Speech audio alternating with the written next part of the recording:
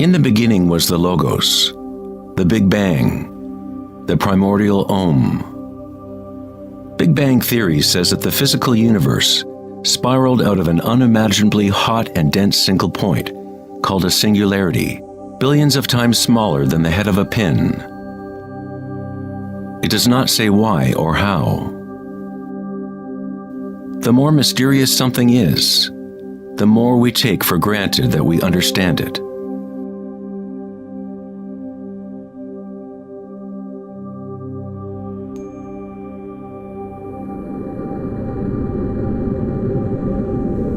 It was thought that eventually gravity would either slow the expansion or contract the universe in a big crunch. However, images from the Hubble Space Telescope show that the universe's expansion seems to be actually accelerating, expanding faster and faster as it grows out of the Big Bang. Somehow, there is more mass in the universe than physics predicted. To account for the missing mass, physicists now say that the universe consists of only 4% atomic matter, or what we consider normal matter. 23% of the universe is dark matter, and 73% is dark energy, what we previously thought of as empty space. It is like an invisible nervous system that runs throughout the universe, connecting all things.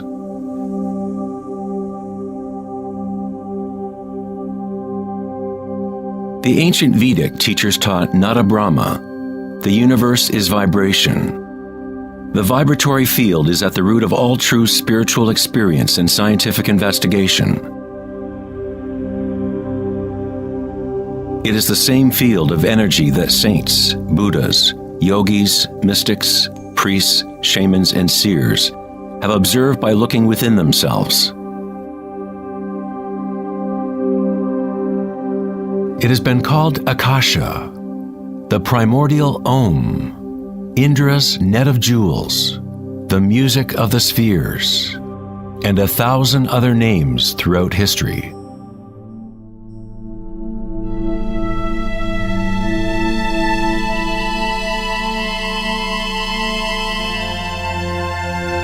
It is the common root of all religions,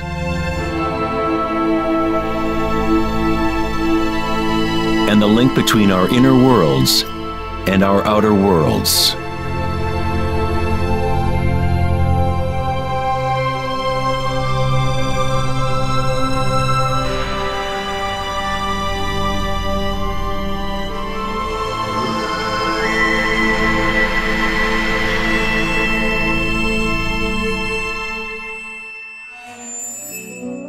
In Mahayana Buddhism in the 3rd century, they described a cosmology not unlike the most advanced physics of modern day. Indra's net of jewels is a metaphor used to describe a much older Vedic teaching, which illustrates the way the fabric of the universe is woven together. Indra, the king of the gods, gave birth to the sun and moves the winds and the waters. Imagine a spider web that extends into all dimensions. The web is made up of dewdrops, and every drop contains the reflection of all the other water drops. And in each reflected dewdrop, you will find the reflections of all the other droplets. The entire web in that reflection, and so on to infinity. Indra's web could be described as a holographic universe, where even the smallest stream of light contains the complete pattern of the whole.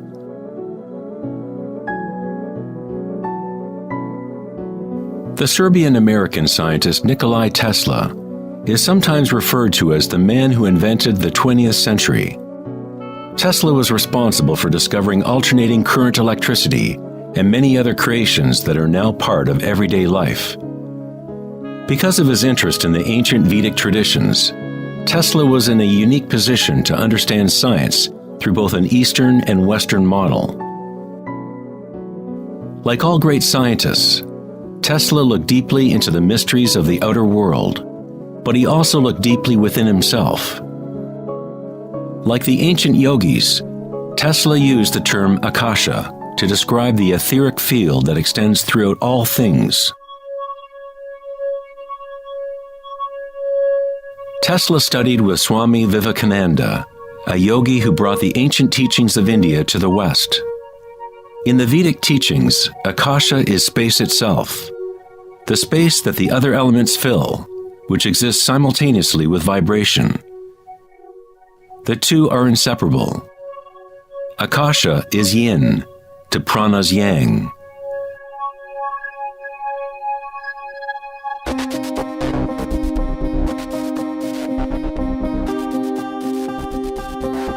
A modern concept that can help us to conceptualize Akasha, or the primary substance, is the idea of fractals. It wasn't until the 1980s that advances in computers allowed us to actually visualize and reproduce mathematically the patterns in nature. The term fractal was coined in 1980 by mathematician Benoit Mandelbrot, who studied certain simple mathematical equations that, when they are repeated, produce an unending array of changing mathematical or geometrical forms within a limited framework. They are limited, but at the same time, infinite. A fractal is a rough geometric shape that can be split into parts, each of which is at least approximately a reduced size copy of the whole pattern, a property called self-similarity.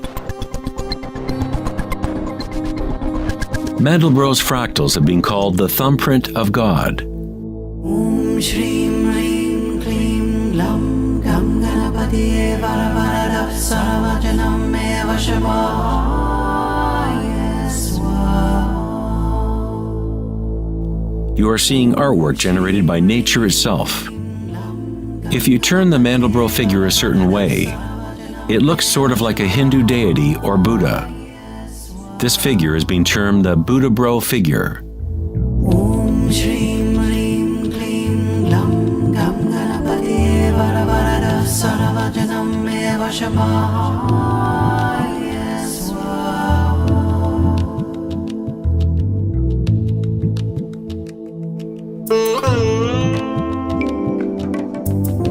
If you look at some forms of ancient art and architecture, you will see that humans have long associated beauty and the sacred with fractal patterns.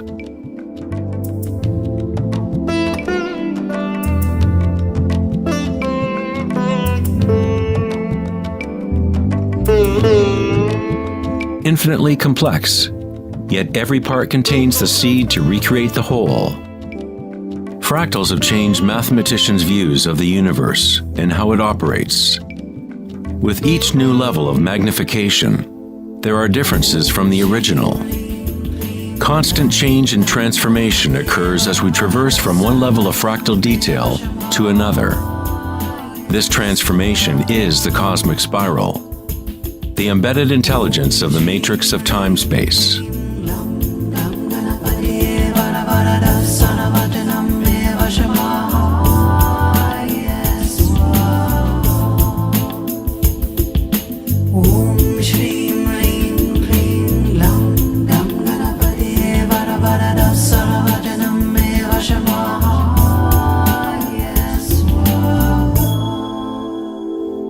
Fractals are inherently chaotic, full of noise and order. When our minds recognize or define a pattern, we focus on it, as if it is a thing. We try to find the patterns we see as beautiful, but in order to hold the pattern in our minds, we must push away the rest of the fractal.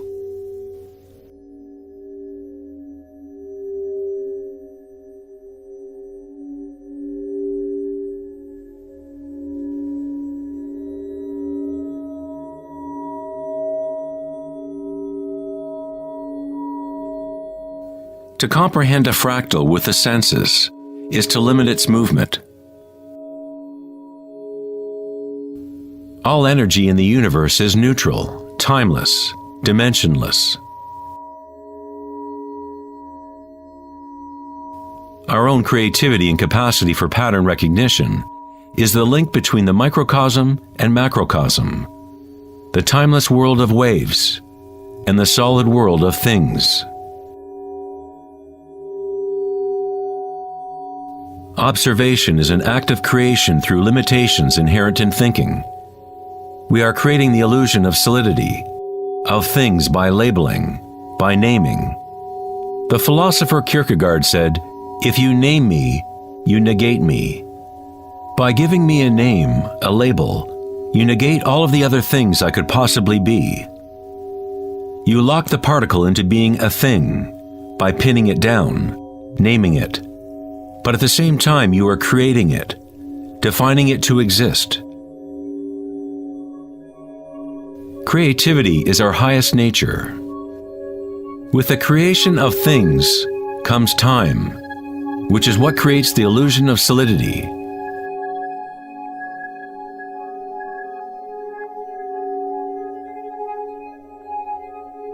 Einstein was the first scientist to realize that what we think of as empty space is not nothing. It has properties. And intrinsic to the nature of space is nearly unfathomable amounts of energy. The renowned physicist Richard Feynman once said, "There is enough energy in a single cubic meter of space to boil all the oceans in the world."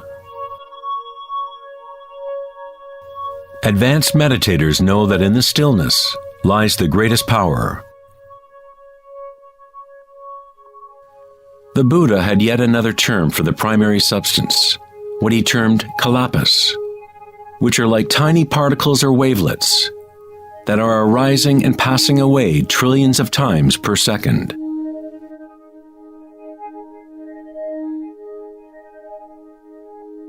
Reality is, in this sense, like a series of frames in a holographic film camera, moving quickly so as to create the illusion of continuity.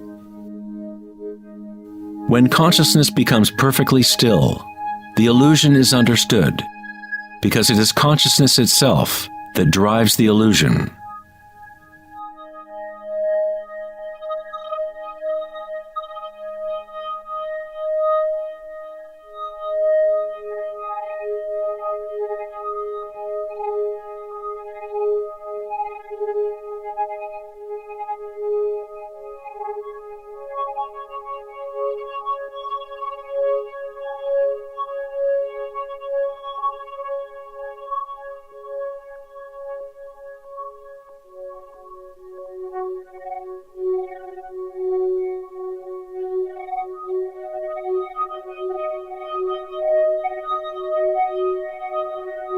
In the ancient traditions of the East, it has been understood for thousands of years that all is vibration.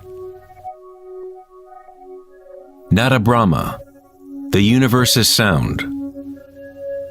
The word nada means sound or vibration, and Brahma is the name for God. Brahma simultaneously is the universe and is the creator. The artist and the art are inseparable. In the Upanishads, one of the oldest human records from ancient India, it is said, Brahma the creator, sitting on a lotus, opens his eyes, and a world comes into being. Brahma closes his eyes, and a world goes out of being. Ancient mystics, yogis, and seers have maintained that there is a field at the root level of consciousness. The Akashic field, or the Akashic records, where all information, all experience, past, present, and future, exists now and always. It is this field or matrix from which all things arise, from subatomic particles to galaxies, stars, planets, and all life.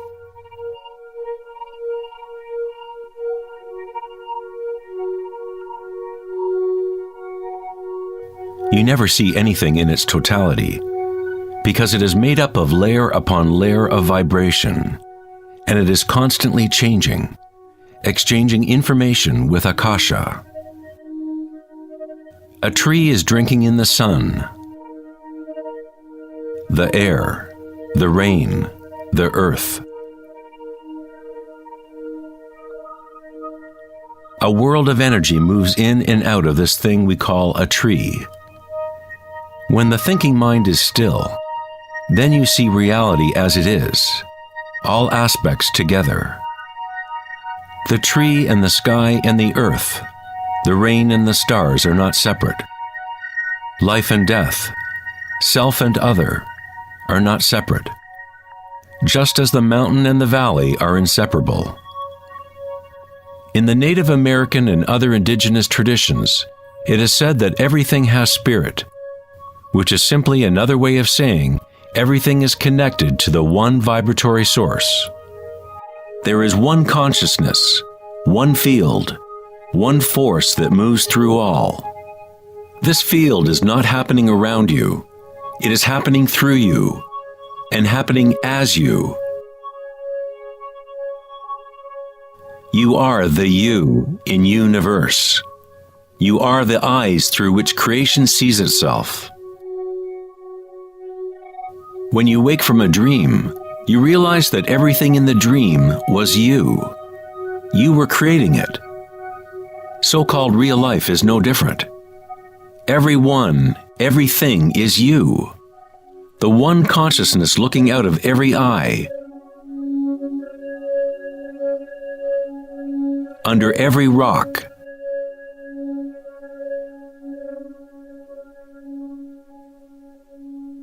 Within every particle.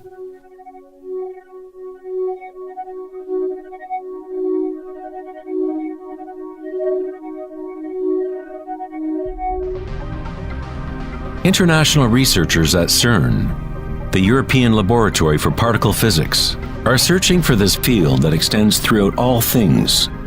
But instead of looking within, they look to the outer physical world. Researchers at the CERN laboratory in Geneva, Switzerland, announced that they had found the Higgs boson, or the God particle. The Higgs boson experiments prove scientifically that an invisible energy field fills the vacuum of space. CERN's Large Hadron Collider consists of a ring 17 miles in circumference, in which two beams of particles race in opposite directions, converging and smashing together at nearly the speed of light. Scientists observe what comes out of the violent collisions. The standard model cannot account for how particles get their mass. Everything appears to be made of vibration, but there is no thing being vibrated. It is as if there has been an invisible dancer, a shadow, dancing hidden in the ballet of the universe. All the other dancers have always danced around this hidden dancer. We have observed the choreography of the dance, but until now we could not see that dancer.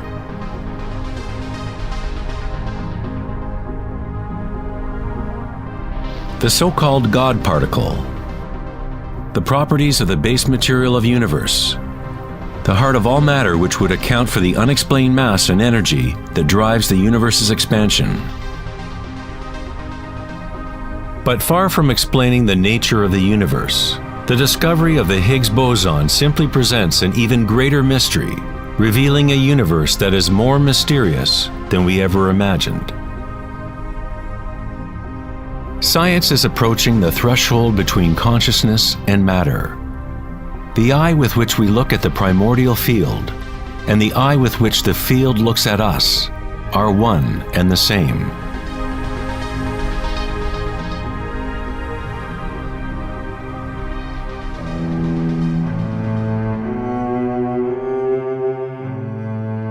The German writer and luminary Wolfgang von Goethe said, "The wave is the primordial phenomenon which gave rise to the world." Cymatics is the study of visible sound. The word cymatics comes from the Greek root cyma, which means wave or vibration.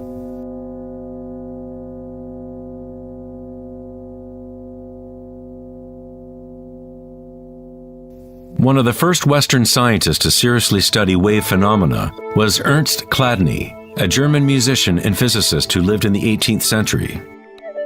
Chladni discovered that when he spread sand on metal plates and then vibrated the plates with a violin bow, the sand arranged itself into patterns.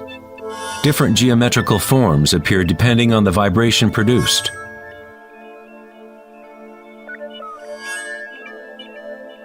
Chladni recorded an entire catalog of these shapes, and they are referred to as Chladni figures.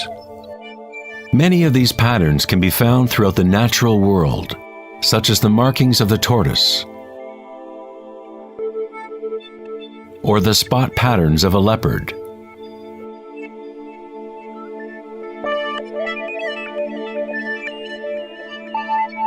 Studying Chladni patterns or cymatic patterns is one secret way in which high-end guitar, violin, and other instrument makers determine the sound qualities of the instruments they make.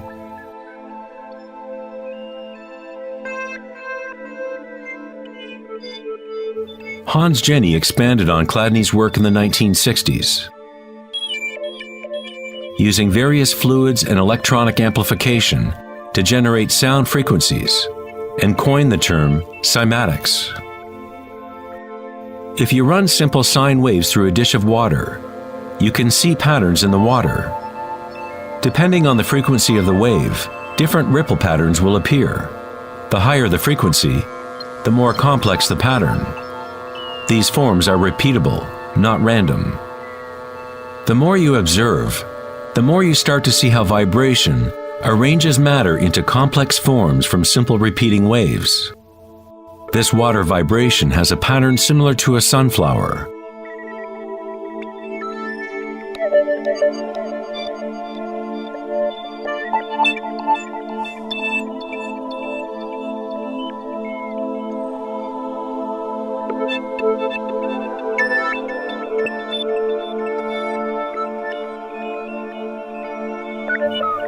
Simply by changing the sound frequency, we get a different pattern.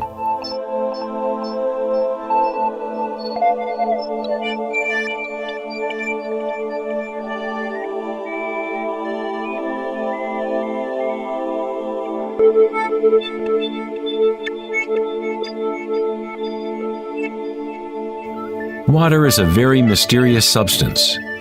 It is highly impressionable. That is, it can receive and hold on to vibration.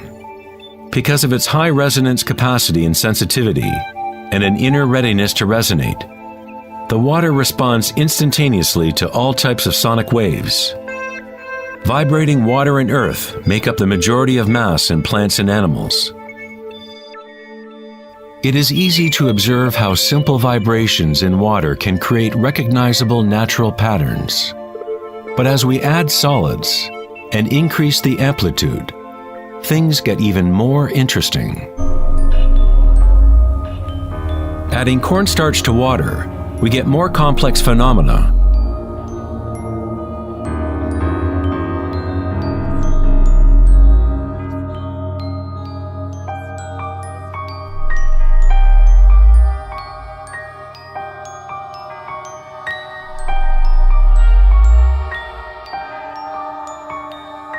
Perhaps the principles of life itself can be observed as vibrations move the cornstarch blob into what appears to be a moving organism.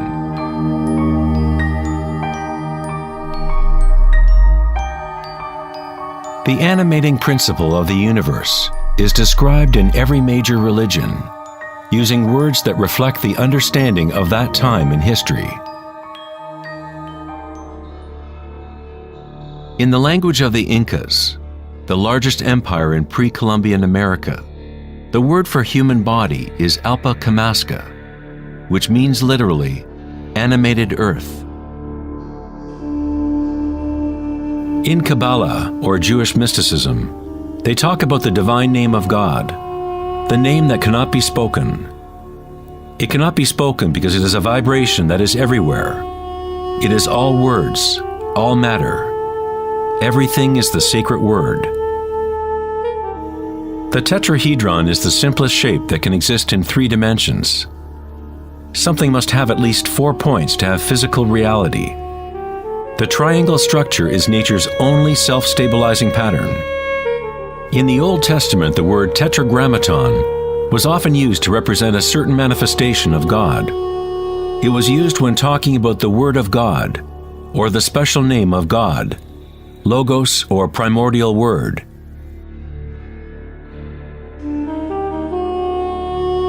The ancient civilizations knew that at the root structure of the universe was the tetrahedral shape. Out of this shape, nature exhibits a fundamental drive toward equilibrium, Shiva, while it also has a fundamental drive towards change, Shakti.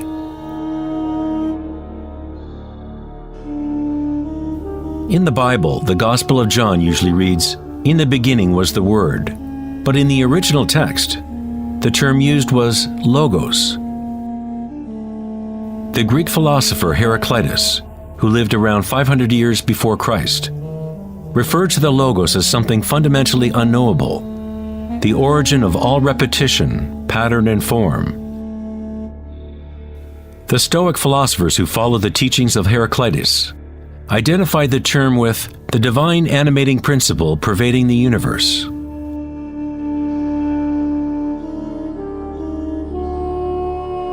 In Sufism, the Logos is everywhere and in all things.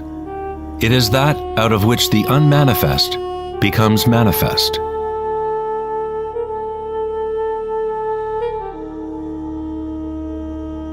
In the Hindu tradition, Shiva Nataraja literally means Lord of the Dance. The whole cosmos dances to Shiva's drum. All is imbued or ensouled with the pulsation. Only as long as Shiva is dancing can the world continue to evolve and change. Otherwise, it collapses back into nothingness. While Shiva is representative of our witnessing consciousness, Shakti is the substance or stuff of the world. While Shiva lies in meditation, Shakti tries to move him, to bring him into the dance. Like yin and yang, the dancer and the dance exist as one. Logos also means unconcealed truth. He who knows the Logos knows the truth. Many layers of concealment exist in the human world, as Akasha has been swirled into complex structures, concealing the source from itself. Like a divine game of hide and seek, we have been hiding for thousands of years, eventually forgetting about the game completely. We somehow forgot that there was anything to find. In Buddhism, one is taught to directly perceive the Logos, the field of change, or impermanence within oneself through meditation. When you observe your inner world, you observe subtler and subtler sensations and energies as the mind becomes more concentrated and focused. Through the direct realization of anicca, or impermanence at the root level of sensation, one becomes free of attachment to transient external forms. Once we realize there is one vibratory field that is the common root of all religions, how can we say, "my religion," or "this is my primordial Om, my quantum field"?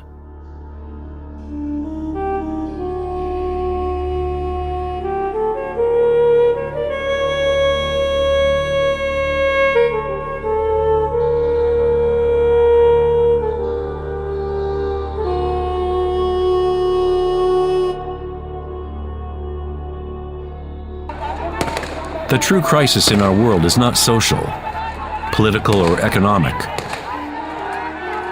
Our crisis is a crisis of consciousness, an inability to directly experience our true nature, an inability to recognize this nature in everyone and in all things.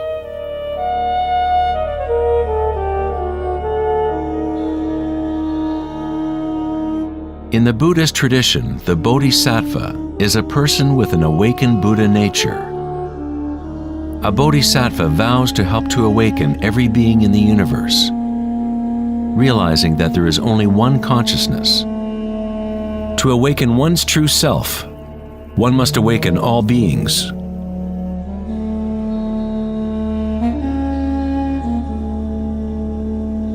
There are innumerable sentient beings in the universe. I vow to help them all to awaken. My imperfections are inexhaustible. I vow to overcome them all. The Dharma is unknowable. I vow to know it. The way of awakening is unattainable. I vow to attain it.